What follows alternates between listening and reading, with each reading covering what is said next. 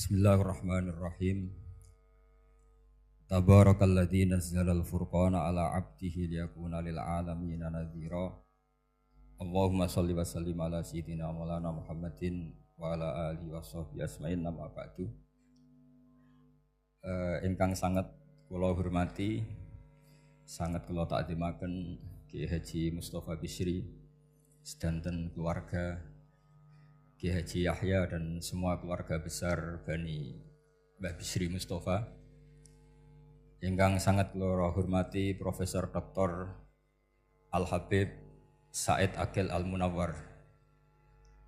Beliau adalah profesor ahli hadis juga sekaligus ahli tafsir yang sangat kita hormati dan yang hadir kita hormati.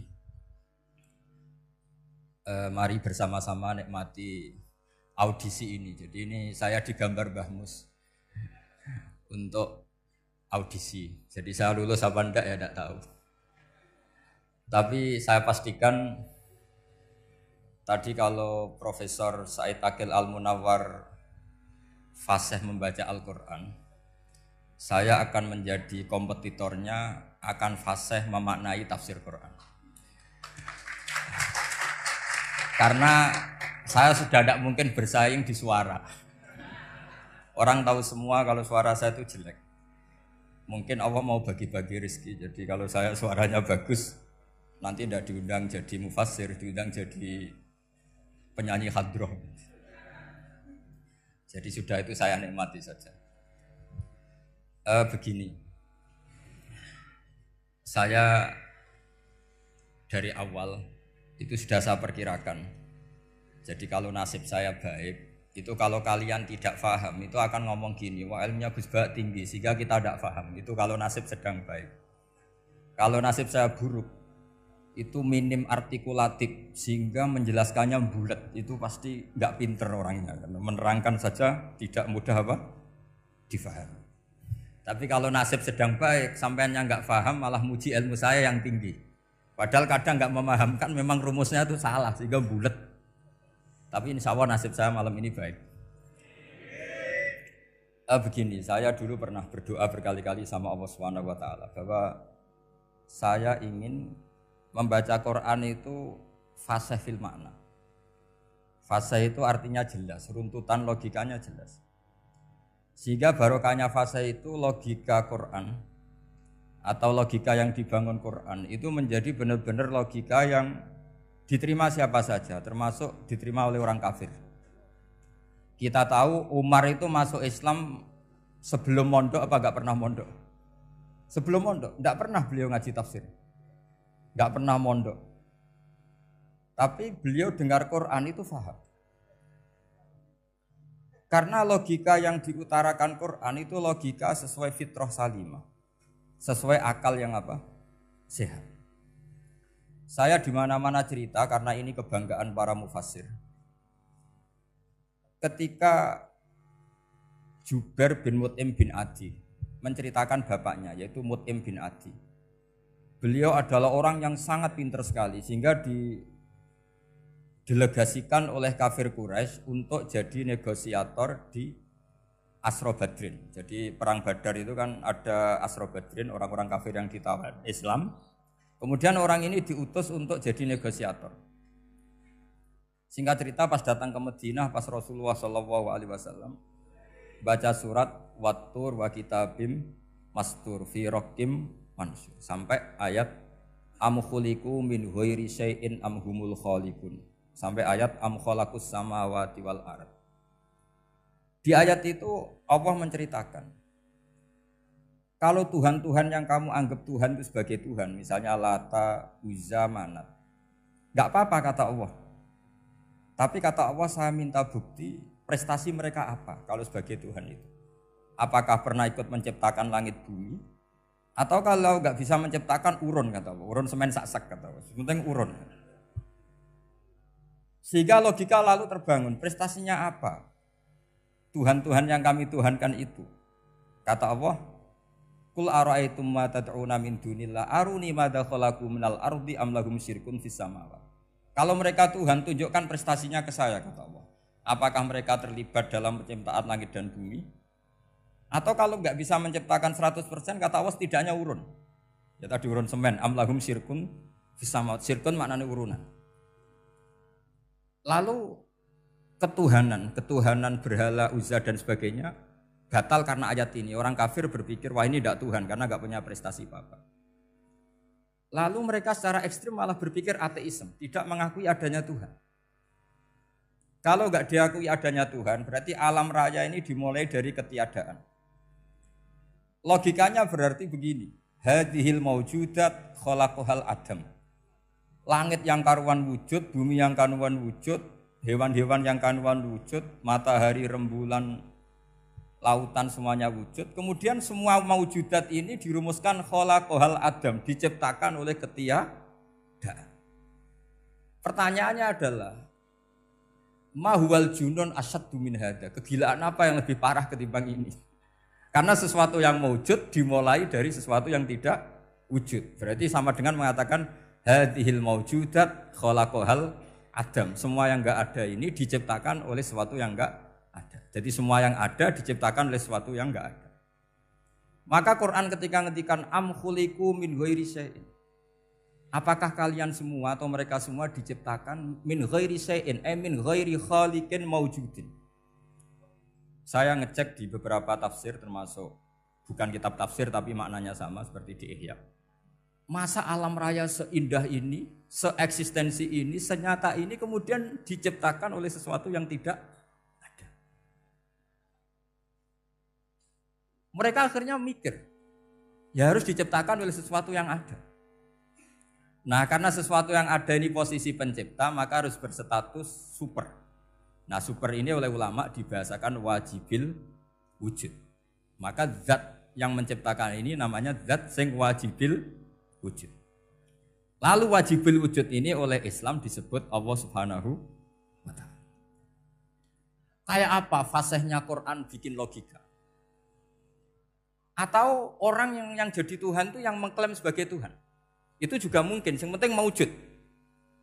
Siapa itu? Fir'aun. Fir'aun itu mengaku sebagai Tuhan. Dia sudah sah dari segi dia wujud. Namanya orang wujud punya eksistensi, mungkin berkreasi. Saya ulang lagi, namanya orang wujud punya eksistensi, tentu mungkin berkreasi. Tapi pertanyaannya begini, ketika Musa tanya, pertama ditanya Musa, lalu kamu kalau menyembah selain saya, nyembah siapa? Kata Musa, Rabbul Alamin. Siapa Rabbul Alamin? Rabbus samawati wal ardi, yang menuhani langit bumi. Terus kata Fir'aun, tidak jawab, manggil Haman.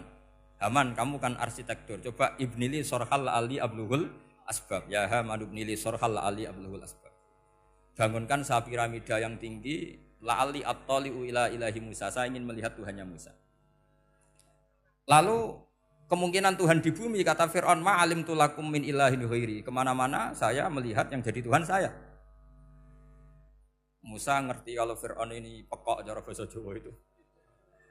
Itu menerangkan sifatnya Allah itu dengan sifat yang sederhana. Tapi justru dengan sederhana ini Fir'aun tidak bisa jawab. Terus Nabi Musa ganti argumentasi, Rabbukum wa Rabbu abaikumul awalin. Yang nuhani nenek moyang kamu, leluhur kamu. Itu terperangah, kagetnya bukan main Fir'aun. Karena para umatnya, para punggawanya lalu berpikir, kalau ini Tuhan berarti buyut-buyutnya enggak ada Tuhan. Kan Tuhannya datang terlambat. Makanya Pak Jokowi kalau dituduh PKI enggak terima. Saya ini lahir tahun berapa gitu. Pas ada PKI itu masih 4 tahun. Masa ada PKI balita? Ini enggak, ini ada Tuhan balita, Tuhan terlambat. Pertanyaannya adalah kalau Fir'aun itu Tuhan, lalu bapaknya, mbahnya, buyutnya Tuhannya siapa? Makanya ketika Allah disifati Nabi Musa, Rabbukum wa Rabbu abaikumul awalin. Yang nuhani nenek moyang kamu, itu kagetnya bukan? Dan semenjak itu banyak punggawa Fir'aun yang iman. Ini yang akhirnya nanti jadi waqala rajulun mu'minum min ali fir'auna yaktumu imana. Atau yang menjadi ayat wajah rajulun min aqsal madinati yas'a. Kenapa mereka menjadi iman? Karena logika Fir'aun Tuhan itu gugur, runtuh. Bisori khil hujjah, dengan logika yang sangat transparan. Jadi ini perlu belajar tauhid. Jadi kalau sampean sudah kalah suara, jangan kalah logika. Kalau sudah kalah suara, kalah logika, jangan kalah tinggal mendengar saja kok tidak paham bangunnya gitu. Jadi ini sering saya utarakan. Makanya banyak ulama mengatakan fasihu ibaratil Quran itu bukan sekedar notnya atau sajaknya kalau boleh dibilang saja. Tapi karena runtutan cara berpikirnya. Maka kelihatan sekali di tema-tema Quran. Ketika nyifati Allah Rabbus samawati wal ardi tidak mengalahkan Fir'aun, justru dengan sifat yang ringan Rabbukum wa Rabbu abaikumul awalin bisa mengalahkan Fir'aun. Nah, kenapa sekarang orang tidak fasih baca Quran? Karena tadi perangkat itu tidak cukup. Saya berkali-kali matur, juga sering matur Mbah Mus. Saya itu sekarang masih belajar Al-Ibris, Mbah Misbah, Marbawi, semua khazanah tafsir, baik yang bahasa Jawa, bahasa Melayu itu masih saya pelajari. Termasuk saya pelajari lughatnya. Mulai lughat yang setengah benar sampai macam-macam. Saya tadi matur sama Profesor Said Aqil Al-Munawwar. Memang bacanya harus urut Said Aqil Al-Munawwar. Karena sekali salah Said Aqil Sirat. Sebenarnya enggak apa-apa, ini sama-sama orang alim. Cuma enggak tahu nasib di publik ini, enggak tahu saya ya, macam-macam lah gitu. Namanya orang banyak. Enggak usah dijelaskan. Tapi semuanya baik. Saya pernah ketemu Pak Said Aqil Sirat itu bilang gini, Gus, orang jadi wali itu sebabnya dua. Mungkin kalau kayak jenengan banyak pecintanya, yang doakan banyak. Kalau saya banyak yang benci, wah itu ngirangi dosa gitu kan. Batinku dasar wong alim bener wah. Jadi beliau nikmati memang itu. Karena babanya beliau itu sama dengan babah saya yang dari keluarga Kudus. Buyut saya itu kakaknya buyutnya Pak Said Aqil. Jadi makanya jangan pernah benci orang alim. Orang alim bulet atau kayak apa itu masih saja punya alasan.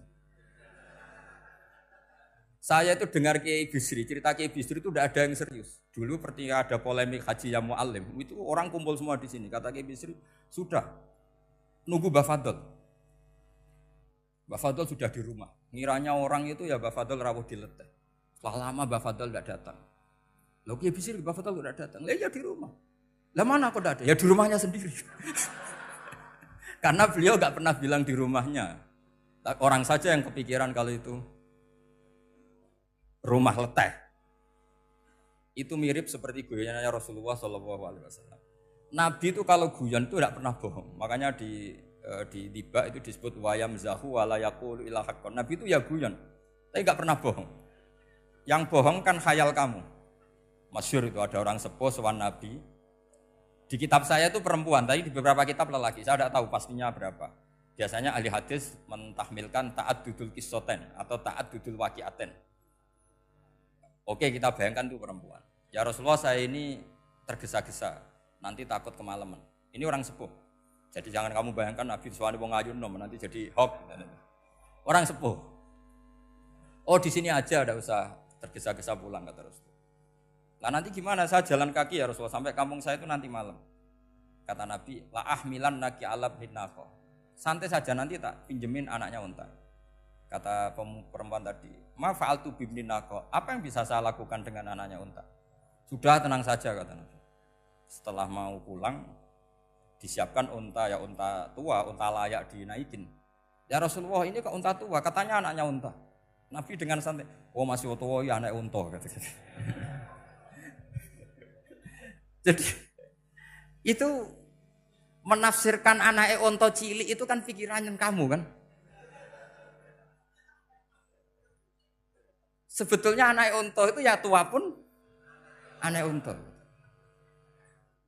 Maka saya itu yang termasuk bangga. Nasib saya nanti insya Allah kayak Gus Mus, kayak Gus Dur. Sampai tua dipanggil Gus. Tapi saya niatnya lebih buruk. Supaya nanti kalau saya salah pantas ngijek Gus. Tapi dalam kompetisi kadang Gus itu kalah. Itu dulu di Pondok Sarang itu kalau ke WC itu antri. Itu yang di WC didodok. Supaya cepat keluar. Ayo cepat keluar, saya Gus. Dikira teror Gus itu yang di WC menjadi takut. Yang dalam WC enggak kalah. Saya malah kiai. Sehingga jadi memang kacau kalau sudah logika itu kacau. Tapi di Ihya Ikhya kitab yang populer dikaji di pesantren. Itu ada babnya. Qadiyat itu pengarang tentang betapa wajibnya takzim sama Rasulullah. Tapi punya bab mizahun Nabi, guyonan-guyonannya Kanjeng. Cuma Nabi seninya tadi wala yaqulu illa haqqan. Meskipun guyon itu enggak pernah bohong, itu butuh seni itu. Bohong guyon tapi tidak pernah bohong. Tapi umatnya ada saja yang pernah niru. Ya termasuk Ki Bisri tadi. Sudah nunggu Mbah Fadl, sudah di dalam. Ketika ditunggu ternyata ya dalamnya Mbah Fadl sendiri, bukan di dalam Ada seorang raja yang gemar kawin karena orang Arab gemar kawin. Itu setiap ada perempuan cantik ingin dinikah. Nikah itu masih baik, jadi sama ndak usah anti. Soal kamu dengki sama orang poligami itu ya hasut gitu. Yang layak biar poligami, asal ada yang mau dan siap-siap ada tambah satu, hilang satu. Biasanya kan. Singkat cerita dia itu cinta sama seorang perempuan. Nah perempuan itu ditanya-tanyakan sama pemuda situ ajudan dia. Gimana saya boleh nikah itu? Jawabannya tadi kaifatang kihuha wa qad ra'aitu qabbalaha rajulun. Kok kamu nikahi gimana? Saya pernah melihat dia itu dicium seorang lelaki. Kamu itu seorang raja, masa nikahi perempuan yang pernah dicium seorang lelaki? Wah itu miso-miso raja. Udah enggak. Saya ini raja muslim soleh, masa nikahi orang yang pernah dicium lelaki? Suatu saat si pemuda ini menikahi perempuan itu. Mangkelnya bukan main, karena dia saingan sama raja, gak mungkin menang. Satu-satunya menang itu bikin hoax tadi itu. Ini cerita ini di Ithaf, di sarahnya Ikhya. Kamu kira di cerita Alfu Yaumin wa Lailatin Abu Nawas, enggak, ini cerita di Ithaf. Kitab yang sangat sakral karena sarahnya apa? Ikhya. Setelah nikah, maki-maki raja. Orang tidak punya harga diri, perempuan pernah dicium orang kok dinikahi. Tadri mandalikar rojul, kamu tahu siapa lelaki itu? Gua abuha, yaitu bapaknya. Oh terrajan wasem, enggak ngerti gitu. Jadi apa? Kiai-kiai dulu itu rileks. Sehingga saya datang ke sini ketika diminta sama Mbak Mus. Sebenarnya enggak diminta, diperintahkan. Karena pasti pakai agak-agak otoriter gitu. Karena di atas kita, jauh di atas kita. Mbah Mun guru saya aja manggil beliau Lek. Karena kita tahu Mbah Mus punya ibunya itu binti Khalil Harun.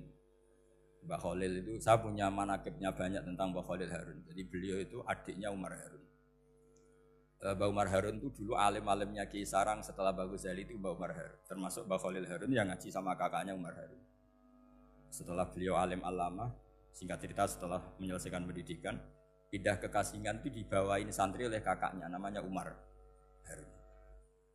Nah Mbah Harun itu punya istri namanya Mbah Sinto, itu saudaranya Mbah Ghazali. Makanya Mbah Mun manggil Mbah Mus itu Lek, karena Mbah Mun ke Mbah Ghazali itu Mbah Mun Nyai Mahmudah binti Ahmad. Ahmad ini bin Su'aib. Su'aib ini juga menantunya Mbah Ghazali. Terus Mbah Ghazali, berarti Mbah Mun dari Mbah Ghazali generasi kelima. Kalau Mbah Mus kira-kira ya Mbah Mus, Nyai Bisri, Mbah Khalil. Nah Nyai Sinto ini sudah saudaranya apa? Mbah Ghazali. Berarti Mbah Mun dengan Gus Mus itu kalah satu tokoh di urutan nasab. Makanya manggil apa? Lek. Tapi Mbah Mus orang baik tidak pernah manfaatkan itu. Yang sering manfaatkan Mbah Nawawi itu. Karena pernah sepuh itu, wah sembrono kalau sama saya itu. Saya di mana-mana itu digosipkan murid beliau. Ya saya ikhlas saja, itu satu-satunya harga diri Mbah Nawawi, ya saya ikhlas.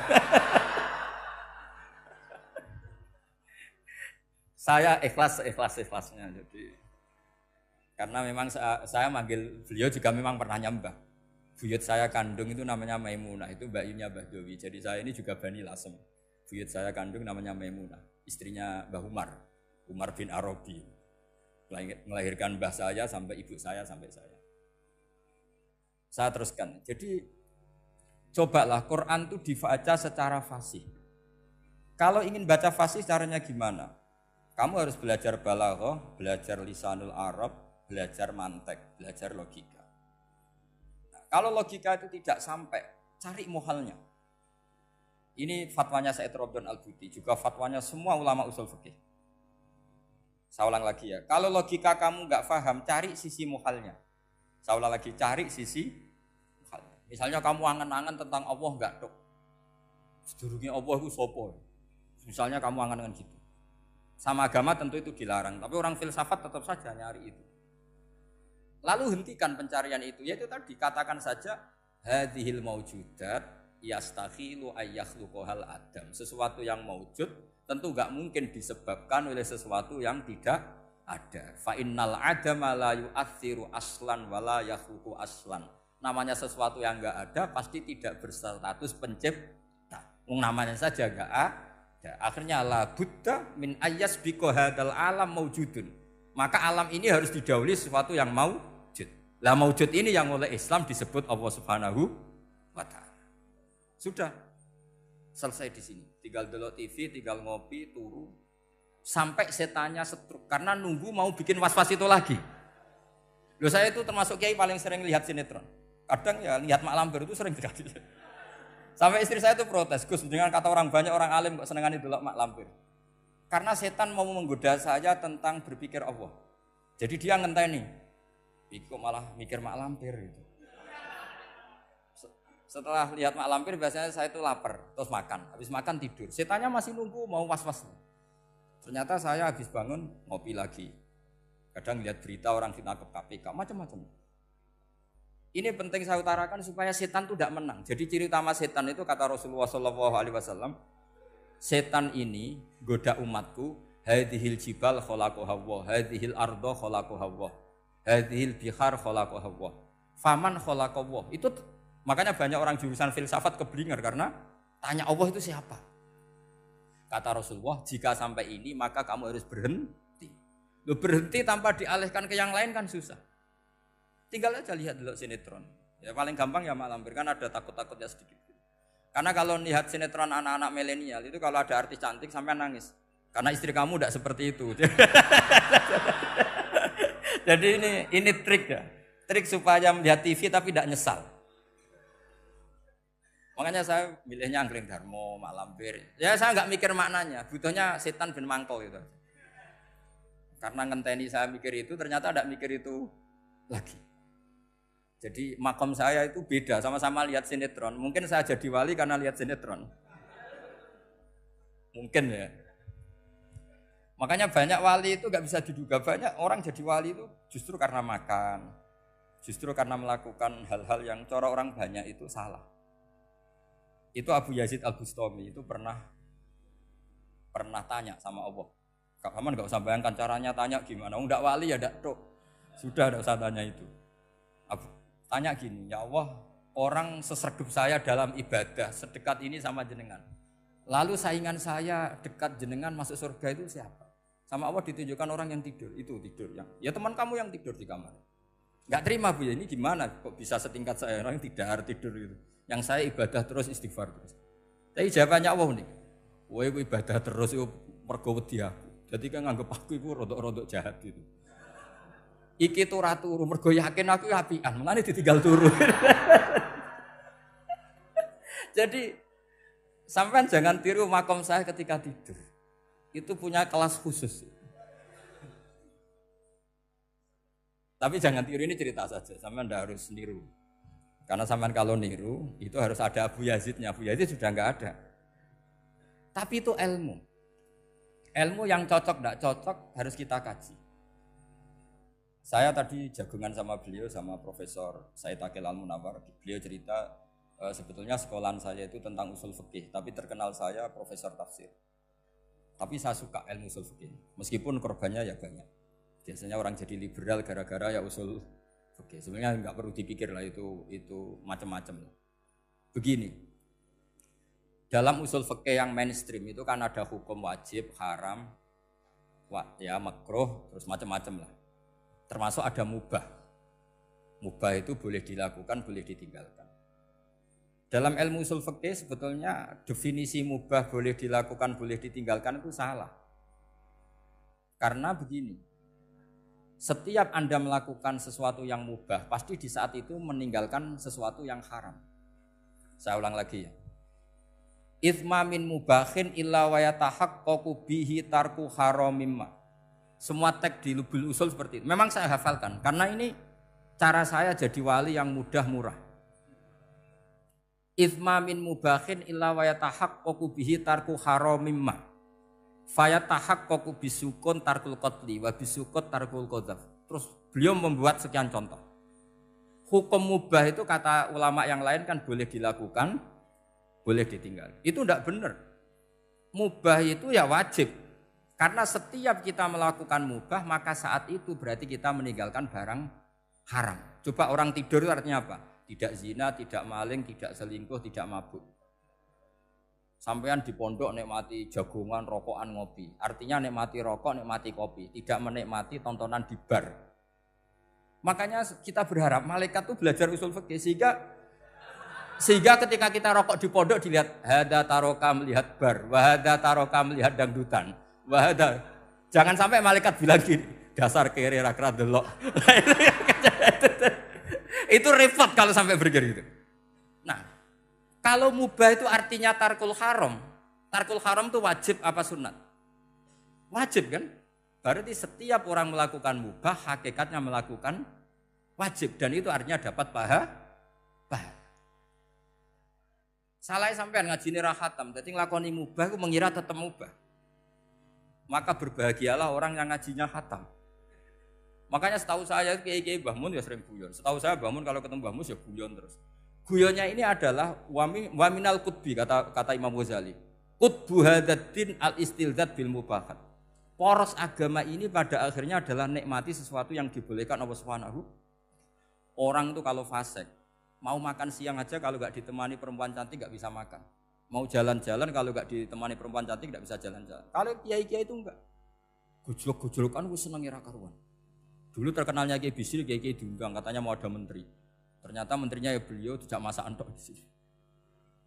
Karena maknanya menteri itu pembantu presiden. Semua kita adalah bantu presiden terlaksananya kedamaian itu. Loh iya kan? Saya berkali-kali ngomong di mana-mana. Apa artinya menteri pertanian kalau kita tidak nanam padi? Mbok pinternya kayak apa tetap enggak ada ketahanan pangan.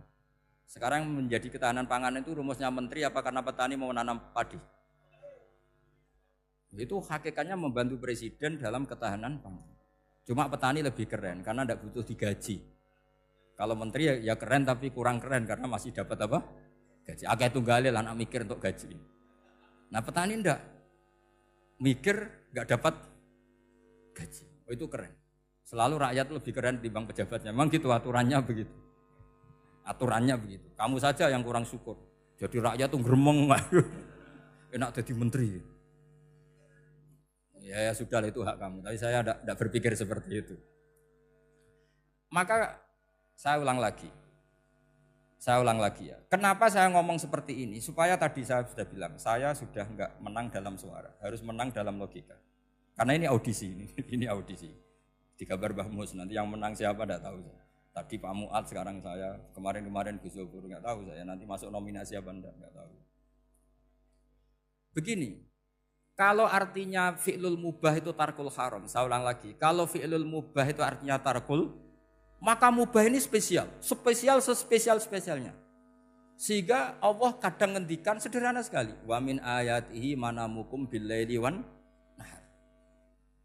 Termasuk ayatnya Allah adalah kamu ditakdir tidur malam hari maupun siang hari. Kalau kamu enggak malam hari, subuh hari, pagi hari, siang hari. Kenapa dihitung wa min ayatihi? Sekarang kalau ada pakar medis, pakar kesehatan bilang, ini kalau kurang istirahat mati, kalau kurang istirahat jantungan. Berarti tidur adalah menghilangkan penyakit jantung. Obat paling mandi dengan orang rutin tidurnya itu masih mandi orang rutin tidur. Kamu beli obat harganya 1 miliar, tapi gak pernah tidur 3 hari, tetap taqabbalallahu minna minkum taqabbal ya karim. Maka yang penting itu obatnya apa tidurnya? Tidurnya yang dibantu obat. Tapi kalau obat tok gak dibantu tidur, masih sakit. Berarti penting mana tidur sama obat? Karena penting tidur wa min ayatihi. Orang kayak sampean sering delok YouTube, delok gambar macam-macam. Barokah mana dengan tidur? Wong nak melek mripate delok macam-macam. Barokah tidur. Jadi tidur adalah perlawanan terhadap keinginan melakukan haraman. Ya, saya ulang lagi, tidur itu adalah perlawanan terhadap keinginan melakukan keharaman. Jadi kalau mau tidur nyati gini, ya Allah, siap tidak berangan-angan tentang maksiat terus tidur. Oh itu wa min ayatihi. Jangan kok gak di duit terus ngombe sing akeh ben iso ngantuk. Wah ini tidur yang untuk melawan kemiskinan. Supaya lupa utangnya tidur, lupa kasusnya, itu udah akan jadi wali yang seperti itu. Kalau jadi wali tak gugat gitu. Nah, sehingga karena mubah itu tarkul haram, Allah itu sering menghitung ibadah yang super itu halal mubah. Misalnya Allah ngendikan kulu washrobu, kamu harus makan. Sekarang gini, jaga kesehatan itu wajib enggak? Wajib. Kalau saya tidak sehat tidak bisa ngaji di sini. Apalagi Mbah Mus kalau nggak sehat ditunggu orang se-Indonesia fatwanya. Dan di antara cara sehat kamu harus makan. Kalau nggak makan sakit. Lalu makan dengan posisi menyehatkan orang yang bisa fatwa, bisa mulang, bisa macam-macam. Posisi ini super apa tidak super? Super. Maka Allah kadang sederhana ngendikan ibadah itu kulu wasrobu jom kowe yo mangan yo. Tapi ayat ini menjadi tidak hebat kalau dibaca orang tidak pernah ngaji usul fikih. Pangeran piye to? Dirimo ngongkon mangan kowe dikongkokno kulu. Wis ora usah ngono ya wis mangan. Rusak Quran kena makna niku rusak. Kamu tahu superiornya ayat kulu wasrobu kalau belajar fa inna fi'lal mubah berarti tarkul haram karena saat melakukan mubah artinya tarkul haram. Dan tarkul haram itu penting. Sekarang gini, merusak diri sendiri haram apa enggak? Haram. Untuk supaya tidak rusak kamu harus makan. Berarti makan wajib apa sunat? Wajib. Lho sing haram itu kalau tulung piring dintekno. Nah, dengan cara pemaknaan seperti ini, Quran akan superior. Bahkan di ayat-ayat yang kelihatannya sederhana, kulu washrobu wala tusrifu. Ketika Nabi Musa dimenangkan mengalahkan Fir'aun, itu Allah firman pertama gitu. Kamu harus makan mimma rozaqnakum. Cuma syaratnya wala tatghaw fihi fayakhilla alaikum ghadab. Kalau kamu berlebihan nanti dapat ghadab saya.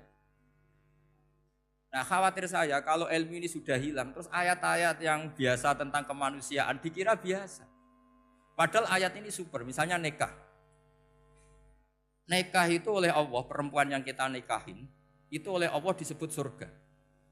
Saya punya bukti, misalnya gini ayat ya, wala tangkihul musyrikati hatta yu'min wala amatum mu'minatun khairum min musyrikati walau a'jabatkum. Terusannya ayat wala tangkihul musyrikina hatta yu'minu wala abdu mu'minun khairum min musyriki walau a'jabakum. Terusannya ayat ulaika yad'una ilan nar. Para musyrikah yang ingin kamu nikahi karena mereka non muslim atau kafirah atau musyrikah itu hanya mengajak kamu masuk neraka. Maksudnya ngajak itu kan bisa saja kamu tertarik perempuan tadi sampai kompromi merubah akidah kamu. Terusannya ayat wallahu yad'u ilal jannah. Harusnya dengan perbandingan kamu jangan menikahi musyrikah. Logika perbandingannya kan wallahu yad'u ila nikahil mu'minah. Saya ulang lagi, harusnya muqabalahnya kan wallahu yad'u ila nikahil mu'minah. Allah mengajak kamu supaya menikahi mu'minah. Tapi kata mukminah sama Allah diganti wallahu yad'u ilal jannah. Allah mengajak kamu masuk surga. Ila nikahil mu'minah. Artinya gini, setiap kamu hubungan intim sama istri kamu itu adalah menjadi kamu tidak zina. Jadi kalau kamu tidak zina, barokahnya istri kamu ini penopang kamu masuk surga. Makanya Rasulullah pernah ditanya, ibadah itu apa saja? Nabi secara ringan diantara jawabannya, wa fi buti ahadikum shadaqah. Sudah kamu ngumpuli istri kamu itu ya ibadah. Terus kata sahabat-sahabat, ya Rasulullah ayati ahaduna syahwatahu wa walahu ajrun. Yang benar saja Rasulullah, masa urusan gitu dapat pahala. Nabi jawabannya ya enteng, alai salawadu'aha fi haramin aka'ana ali wisrun. Kalau dia salah yang dikeloni kan ya dosa. Berarti kalau ngeloni yang benar juga pahala. Berarti istri kamu itu jannah surga. Cuma jannah yang agak aneh karena rewel itu agak aneh. Jadi itu jannah yang agak aneh. Maka supaya jannah ini tidak aneh, kata Rasulullah itu cara bersuami istri itu kata Rasulullah halla jariyatan tula ibuka wa tula ibuka. Sebagian riwayat halla jariyatan tudhahikuha wa tudhahikuka. Kamu cari perempuan yang gampang guyon, gampang rileks. Mula abah itu rileks, mudhahaka ya rileks. Saya berkali-kali cerita, saya ini termasuk orang yang nggak pernah diskusi penting sama istri saya. Karena takut tegang, biasanya kalau tegang itu yang suaminya kalah. Jadi saya itu nggak pernah diskusi penting. Saya kemarin mau ke Pasuruan ya, mau ke Peloso itu ditanya, mau kemana? Ya nggak tahu. Terus pulangnya kapan? Ya nggak tahu. Wong kok rohan. Ya saya senang saja. Enggak roh itu artinya kan bodoh. Orang bodoh itu enggak mukallaf, artinya enggak dosa kata saya. Jadi saya ngambil hikmahnya saja. Karena takut. Ditakoki kok jawabannya ora jelas. Ora jelas itu misteri. Memang dunia itu penuh misteri. Pokoknya tak itu. Pokoknya yang kira-kira itu jadi tidak penting. Rasulullah tuh kalau debat sama istrinya ya milih gitu, milih mula abba mudhahaka. Saya punya sekian cerita betapa Rasulullah tuh rileks ngadepin cemburu-cemburunan. Sayyidah Khadijah tentu orang yang super bagi Rasulullah. Sampai ketika adiknya Sayyidah Khadijah, kalau nggak salah namanya itu Halah itu. Kalau datang itu Rasulullah itu menjamu karena mengingatkan suara Khadijah. Kalau muji Khadijah itu sudah langit Rasulullah. Sehingga Aisyah itu cemburu. Bagaimana Anda selalu muji Khadijah? Waqad abdalakallahu khairan minha. Allah mengganti yang lebih cantik ketimbang Khadijah dan lebih muda. Maksudnya Aisyah. Kenapa masih muji yang sudah meninggal? Tua lagi kan. Gantian Sayyidah Fatimah yang tersinggung karena ibunya ditua-tuakan. Itu ketika Fatimah cemburu, mangkelnya sama Sayyidah Aisyah. Mangkel manusiawi loh. Enggak usah kamu jadi Syiah terus benci Aisyah itu. Karena kalau kamu jadi benci Aisyah berarti kamu nganggap Aisyah itu salah. Dan itu efeknya di Rasulullah, berarti Rasulullah milih istri yang salah. Makanya kita ini mazhabnya ahli sunnah. Abu Bakar tidak mal'un. Kenapa tidak mal'un? Kalau kamu bilang Abu Bakar mal'un berarti Rasulullah salah pilih teman. Umar tidak mal'un karena Rasulullah pasti milih teman yang benar. Begitu juga milih istri yang benar. Dalilnya tidak usah jauh-jauh. At-thayyibatu lit-thayyibi. At-yabut thayyib tentu Rasulullah. Berarti istrinya pasti thayyibah. Jadi madhab ahli sunnah adalah madhab sing jelas-jelas mimbaini farsi wa damil labanan kholisan sa'iwal lisyari. Jadi kalau kamu cari logika gampang saja. Nabi itu thayyib, bahkan atyabut thayyib. Padahal kata Allah at-thayyibatu lit-thayyibi. Ya jelas ya. Jadi ini tidak usah dimasukkan hati tentang konfliknya Aisyah dan Fatimah, itu biasa saja.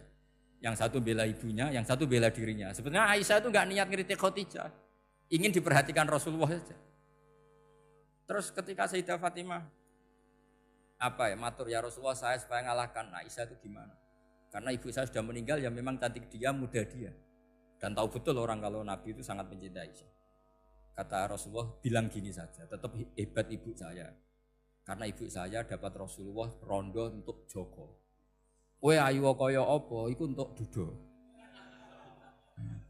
Jadi rileks saja Rasulullah. Akhirnya ya semenjak itu enggak ngeritik lagi, bahaya ini kalau ngeritik. Khadijah itu kan sudah umur 40 tahun. Janda dapat Joko. Aisyah perawan untuk dudo. Keren mana? Keren Khadijah. Jadi tidak semua masalah itu Nabi itu menyelesaikan cara ekstrim. Nabi itu biasa mula apa? Santai rileks. Nah, kalau para mbak-mbak ini ingin jadi surga yang enggak aneh, syaratnya jangan rewel karena di surga itu enggak boleh ada orang rewel. Tapi kalau enggak rewel sementara suami kamu enggak benar, ini namanya goblok.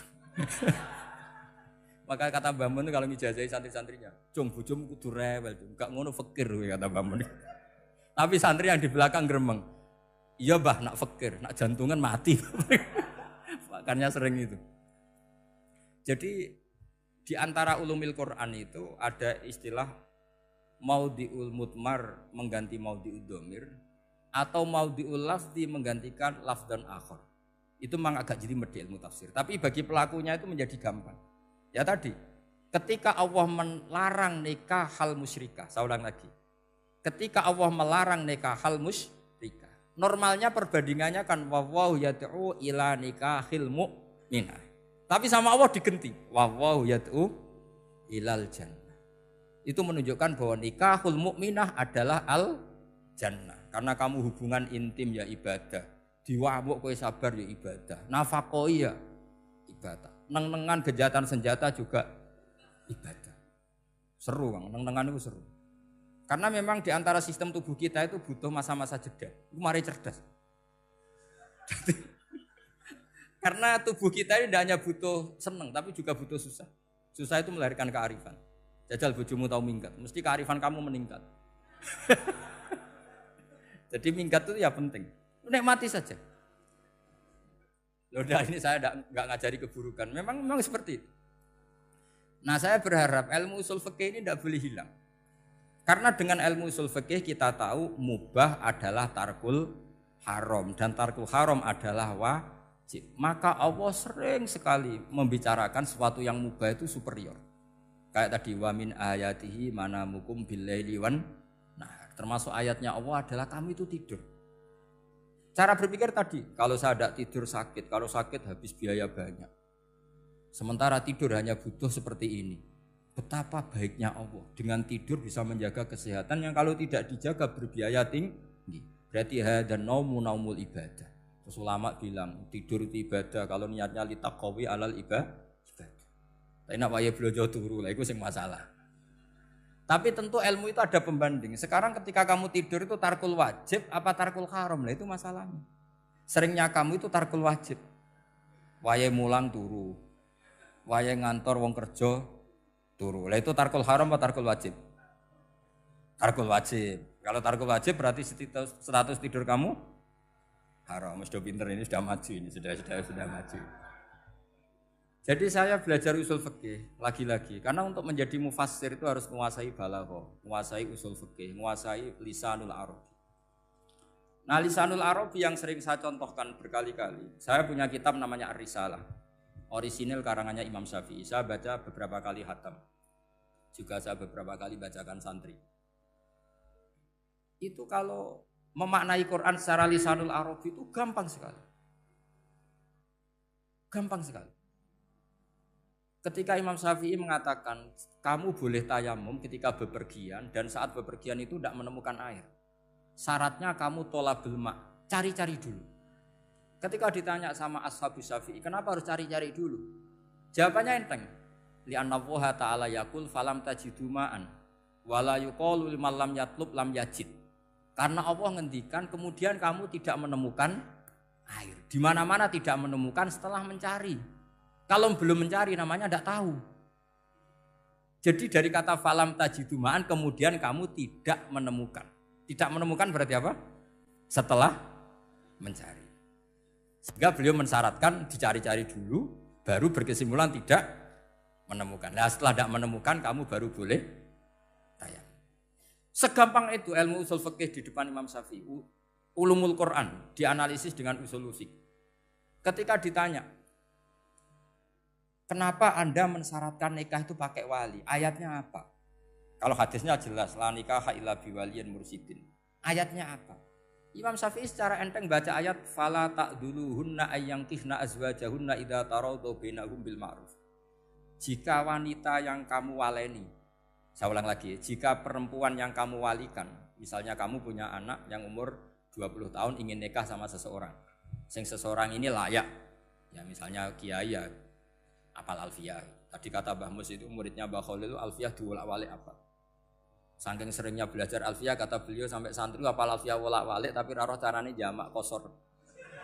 Karena dulu pondoknya mau pondok nahwu. Jadi kayak dinglirap itu. Tonggone nganti apal fa'ala yaf'ulu fa'lan. Cinone weh apal saking bedino itu ujiane ra selawatan fa'ala yaf'ulu fa'lan wa ma fa'lan wa huwa fa'ilun. Jadi pondok ya macam-macam. Itu saya tadi sampai mana itu? Tentang apa? Wali nikah tadi. Di bab fikih, saya ulang lagi di bab fikih. Itu kata Allah, jika perempuan yang kamu walikan itu ingin nikah, fala ta'duluhunna, jangan kamu larang. Kata Imam Syafi'i, kalau seorang wali tidak punya hak mewalikan, maka larangan jangan menghalangi itu tidak ada gunanya. Misalnya gini, Zaid itu tidak punya utang saya ulang lagi, Zaid tidak punya utang saya. Memang ini ilmu logika, Zaid tidak punya utang saya. Terus sampean bilang ke saya gini, Gus Bah, Zaid ojo tagih. Itu omongannya wong aneh apa enggak? Aneh kan? Tapi kalau Zaid punya utang saya 1 juta, terus kamu menasihati saya, Gus Zaid ojo tagih. Benar apa enggak? Wali itu punya hak melarang. Saya ulang lagi, wali berarti punya hak melarang putrinya tidak nikah. Sehingga diperintahkan Allah, kamu jangan pernah melarang. Berarti punya hak melarang. Kayak tadi, Gus ojo tagih, berarti aku dia hak nagih. Misalnya otoritas bandara ATR, pesawat Boeing sekian-sekian Lion bolehkan landing di sini. Karena operatornya punya hak melarang, juga punya hak mengizinkan. Tapi kalau orang lain kamu bilangin, pesawat Lion nggak boleh landing di Semarang. Orang lain yang nggak terkait dengan otoritas itu, aneh nggak omongan itu? Aneh. Kalau wali dilarang menghalangi perempuan ingin nikah harus memberi izin maksudnya, maka berarti wali punya hak menikahkan. Paham yang saya maksud? Makanya Imam Syafi'i mensyaratkan seorang perempuan yang nikah harus pakai wali. Jadi segampang itu. Kitab Ar-Risalah menerangkan ulumul Quran. Dan dalam banyak hal ulama dulu itu, makanya saya tadi berjanji karena Quran itu bisa kamu baca fase, kamu dengerin suara enak ya enak. Kamu dengerin logika yang enak ya enak. Jangan sampai kamu udah dua-duanya. Suaranya sudah ada enak, logikanya enggak enak, itu kacau namanya. Ketika Imam Syafi'i ditanya, bagaimana hukumnya uzubah? Uzubah itu enggak nikah. Padahal ada hadis faman rohiba an sunnati falaysa. Kata Imam Syafi'i ya enggak apa-apa. Kenapa? Fa inna Allah ta'ala dzakara 'abdan sholihan wa qala wa sayyida wa hasura wa nabiyya minas sholihin. Allah menyebut nabi yang soleh dan di antara nabi yang soleh itu ada yang berstatus hasur. Hasur itu tidak ada keinginan sama perempuan. Akhirnya tidak nikah. Berarti tidak nikah itu boleh karena ada nabi yang tidak nikah. Segampang itu dulu. Saya punya kitab, saya ini baru gencar-gencarnya kampanye kitab Syajaratul Ma'arif. Karena memang kitab itu bagus, menurut saya simpel dalam memahami Quran. Jadi anggap saja ini bentuk penghormatan saya sama Ki Bisri yang sudah mengkhidmai, mengenalkan ulumul Quran lewat tafsir Al-Ibris. Yang Ki Misbah punya tafsir Al-Iqlin. Memang dua beliau itu kalau yang satu ngarang terjemah Alfiyah, yang satu yang ngarang satu. Ini dua kutub yang berbeda, yang satu sangat rileks, yang satu sangat seperti itu. Enggak usah diterjemah nanti jadi repot. Itu ulumul Quran yang ditulis Syajaratul Ma'arif itu gampang sekali. Misalnya begini, beliau bikin judul Babun Nafil Ibad Bikullil Bilad. Bab seseorang harus manfaat kapan saja dia berada. Itu terus beliau qala ta'ala wa ja'alani mubarakan ainama kuntu. Ciri utama para nabi itu ngendikan wa ja'alani mubarakan ainama kuntu. Saya dijadikan di mana-mana itu berkah. Jadi seseorang hidup harus di mana-mana manfaat. Terus ketika beliau ngendikan babun la yutrakul haqqu li ajril batil, bahwa kebenaran tidak boleh ditinggalkan hanya karena ada banyak kebatilan. Beliau terus ngendikan inna sofal marwata min sya'airillah faman hajjal baita wa atamara fala junaha alaihi ayat tawafa bihima. Jadi di Sofa itu ada berhala namanya Isaf, di Marwah ada berhala namanya Nailah, atau sebaliknya pokoknya Isaf dan Nailah. Terus sahabat kalau mau sa'i itu merasa dosa karena harus melewati berhala-berhala itu. Sehingga mereka tanya, ya Rasulullah, saya ini tetap tawaf enggak? Padahal di tempat-tempat itu ada berhala. Terus kata Allah, tetap tawaf. Nah, tetap tawaf ini artinya apa? Melakukan barang hak meskipun di situ banyak kebatilan. Itu manhajnya para orang-orang alim kita. Mbah Mun, Mbah Mus itu ya berkawan sama orang yang macam-macam. Kamu enggak usah ngeritik. Itu fikihnya sudah kelas tinggi. Fikihnya tuh la yutrakul haqqu li ajlil batil. Saya di mana-mana cerita. Saya punya kitab namanya Khilyatul Auliya wa Tabaqatul Asfiya. Itu syarat kamu kalau daftar wali harus punya kitab itu. Khilyatul Auliya wa Tabaqatul Asfiya. Itu karangannya Abu Nu'aim Al-Asfihani. Kitab itu yang jadi indukan Ihya ketika menyebut manaqibul akhyar. Kita tahu Ihya kalau bab tasawuf mengikuti Kutil Qulub yang dikalang Abu Thalib Al-Makdi. Kalau fikih tentu beliau mengikuti Imam Haromain gurunya, yaitu kitab Nihayatul Matlab fi Dirayatil Madhab. Kalau manaqibul akhyar beliau mengikuti kitab Khilyatul Auliya. Dan ngikuti itu penting kalau dalam tradisi kiai. Enggak boleh seorang kiai kok mikir sendiri, namanya mustakil. Kalau mustakil itu mubtadi', bikin tatanan baru dalam agama. Justru ulama itu harus niru sebelumnya karena sanad itu harus musalsal, enggak boleh. Imam Syafi'i bilang haram terus kamu bilang halal. Terus murid kamu bilang makruh. Terus muridnya kamu, ya pokoknya khilaful aula, enggak boleh gaya-gayanan gitu.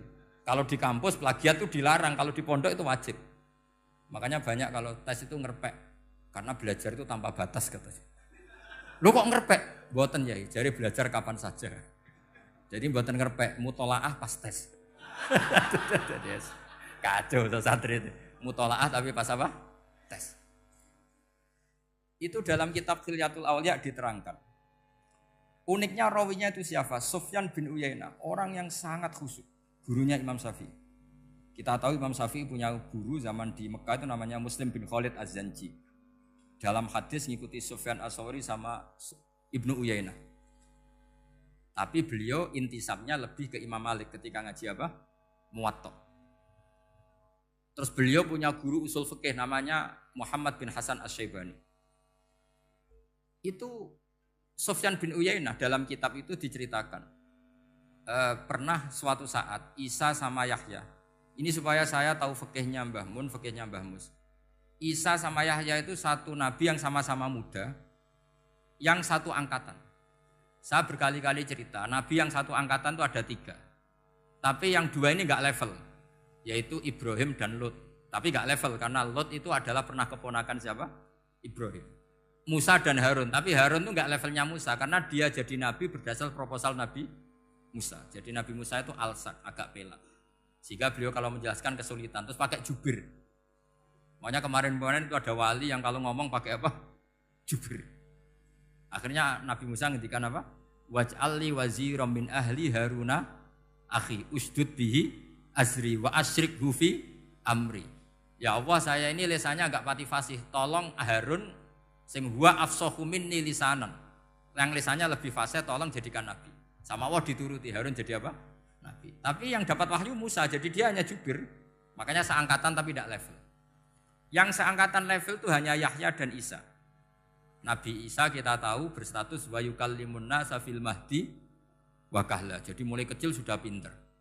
Nabi Yahya ya enggak kalah keren. Ya Yahya khudil kitab bi quwwah wa atainal hukma sabiyah. Ketika kecil sudah pintar. Jadi ini rivalitas dalam ilmu. Makanya khilaf itu penting. Jangan gontok-gontokan, berarti ratau ngaji. Khilaf itu penting.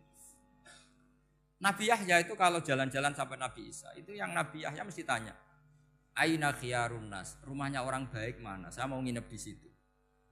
Mesti tanya gitu kalau di satu perkampungan yang beliau-beliau sedang jalan-jalan. Tapi kalau Nabi Isa tanyanya aneh. Aina syirarun nas, wong sing elek-elek manggone nang ndi? Akhirnya ini kan terjadi debat, tapi karena sama nabinya ya tidak debat kusir terus, kubu-kubunan, 0 berapa sama 0 berapa, enggak, ini sama. Ya sama-sama 0-0, sama-sama orang ikhlas itu 0-0. Sama lama terus debat kecil. Kenapa kamu tanya aina khiyarun nas? Mana orang-orang baik? Jawabnya Nabi Yahya, ya kumpul orang baik itu enak, nyaman, teduh, enak lah. Nah kamu kenapa kau tanya mau nginep di aina syirarun nas? Ana nabiyun, ana tobibun, udawil mardo. Saya ini dokter, nabi itu dokter. Di mana-mana dokter menyembuhkan yang sakit. Kalau Anda peneliti penyakit, cari daerah yang banyak endemik penyakit apa yang daerah sehat? Daerah yang kena endemik penyakit. Tapi problemnya Anda sendiri berpenyakitan, kalau ke situ tambah nemen. Ya sama, kalau kamu kira-kira tidak kuat ya jangan kumpul orang yang seperti itu. Kamu tidak kuat kan, malah katut. Tapi fikih-fikih kiai-kiai kita, guru-guru kita, berteman orang macam-macam tenang saja. Karena mereka kekuatan kesalehannya sudah absolut, sudah kuat sekali. Ya tentu bi'aunillah wa bitaufiqih. Sehingga kamu tidak usah meki para guru-guru kita. Saya pernah didhawuhi Mbah Mun. Ya Jong, ya aku wis ketemu Megawati. Piye-piye Indonesia kudu damai. Engko nak tukaran yo repot. Jane yo piye, aku yo kiai. Artinya beliau harus ketemu karena untuk supaya Indonesia itu damai. Beliau anggap saja makili religius, Bu Mega makili apa? Nasional. Dan Indonesia damai itu kalau ada kerjasama antara kaum nasionalis dan kaum apa? Religi.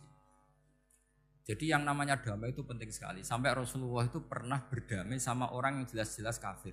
Apalagi Indonesia belum sampai seperti itu. Yaitu kita tahu dalam Sulhul Hudaybiyah, Nabi berakad damai sama Suhail bin Amr. Padahal kafir. Nah, kalau kamu Qur'annya sudah seperti itu, maka Qur'an itu punya kekuatan yang luar biasa. Ketika Sayyidina Ali konflik sama Sayyidina Muawiyah, itu dirumuskan kita berdamai. Setelah kita berdamai, terus ada pertanyaan begini. Lalu orang yang sedang konflik itu nak ketemu raine, roh raine gue serasa seneng. Ning dinggon jenenge konflik ketemu raine gue serasa seneng. Oke, kita pakai mediator, kata Sayyidina Ali. Akhirnya Sayyidina Ali pakai mediator, Muawiyah pakai mediator. Terus orang Khawarij bilang, dalilnya apa mediator itu? Enggak ada Qur'annya. Itu orang Khawarij. Sama enggak usah tanya, kalau orang sekarang yang apa Gus? Wah itu mari fitnah, itu provokator berarti tanya gitu. Singkat cerita terus Sayyidina Ali itu agak marah. Karena beliau terbentuk oleh Quran. Itu spontan Sayyidina Ali baca ayat wa in khiftum shiqaqa bainihima fab'atsu hakaman min ahli wa hakaman min ahliya. Jika suami istri menghadapi konflik, di mana-mana konflik roh raine kan gak seneng. Maka yang keluarga lelaki kirim mediator, yang keluarga perempuan kirim. Terus dari Sayyidina Ali, wa ummatu Muhammad a'dhamu min amri rajulin wa imra'atin. Umatnya Muhammad lebih serius ketimbang urusan lelaki dan perempuan. Wong suami istri saja kalau konflik butuh mediator, apalagi hadhil Segampang itu mereka istidlal. Jadi mediator dalilnya mana ya? Dalilnya wa in khiftum shiqaqa bainihima fab'atsu hakaman min ahli wa hakaman min ahli. Dulu Quran itu seperti itu. Ya sekarang problemnya Quran itu tidak dikaji seperti itu sehingga fasihul ibarat atau fasihul akli atau balaghatut ta'aqqul itu enggak ada. Makanya saya ini pengagum kitab Ibnu Hajar Al-Asqalani yang nyari Bukhari. Kata Ibnu Hajar Al-Asqalani termasuk mukjizatnya Quran adalah al-iltizat al-aqli. Akal itu menjadi nyaman. Itu uniknya yang dicontohkan seperti ngaji saya malam ini. Misalnya Allah ngendikan am khuliqu min ghairi syai'in, yang namanya maujudat tentu diciptakan sesuatu yang maujud. Karena akal akan tersiksa ketika dicekoki gini. Hadhil maujudat khalaqahal adam. Tersiksa enggak akal kamu sebagai orang waras dicekoki pikiran hadhil maujudat khalaqahal adam. Ini maujudat disebabkan oleh ketiadaan. Mesti kowe ra iso turu. Barang rono kok iso gawe iku piye? Nah, ini yang dimaksud dalam ilmu tasawuf ala bi dzikrillah tatmainnul qulub. Jadi cara tenangnya hati itu macam-macam. Nak wong toreko ya wong kon wiridan. Nak koyo kula rada ahli akal, wis meneng. Alhamdulillah di pangeran sing wujud. Berarti hadil maujudat khalaqahal maujud. Berhubung maujud ini pencipta berstatus super. Super itu dalam agama disebut wajibul wujud atau musabbibul asbab atau kausa primamboh lah sauni-unimu. Sing penting iku ora hadil maujudat khalaqahal adam. Makanya kata beliau, Nabi itu bukan sekedar jamal suratan, ganteng secara perawakan secara fisik enggak, tapi juga Nabi punya jamalul akal. Akalnya itu nyaman. Yaitu kita disuruh iman dengan sesuatu yang memang kita nyaman. Seperti kita disuruh iman bahwa alam ini diciptakan oleh Allah, oleh al-maujud yang super. Kan terus nyaman. Coba kalau kamu diajarin Islam, alam ini yakini yang menciptakan adalah ketiadaan. Oh, kamu kuliah sampai profesor, sampai dokter pusing. Ini ajaran apa? Sesuatu yang tidak ada menyebabkan sesuatu yang ada. Itu namanya termasuk ajaran ini indah karena ada al-iltizat al-akli. Kenyamanan apa? Berpikir karena terus nyaman. Ya saya kira demikian, ini audisinya selesai. Assalamualaikum warahmatullahi wabarakatuh.